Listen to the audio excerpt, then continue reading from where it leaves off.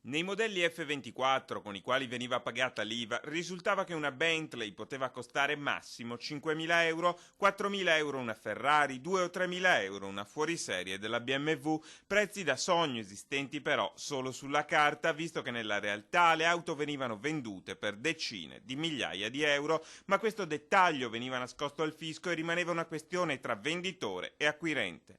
Era questo il trucco usato da un'imprenditrice della Castellana denunciata dalla Guardia di Finanza di Castelfranco, che ha scoperto la frode carosello ed ha ricostruito il meccanismo usato dall'intermediaria per frodare il fisco, evitando così di dichiarare gli importi e riuscendo a vendere le auto a basso prezzo. Un metodo che tra il 2008 e il 2010 ha permesso alle 32enne di mettere da parte una cifra considerevole. Parliamo di redditi non dichiarati per 3.700.000 euro e un'IVA evasa per circa 600.000 euro.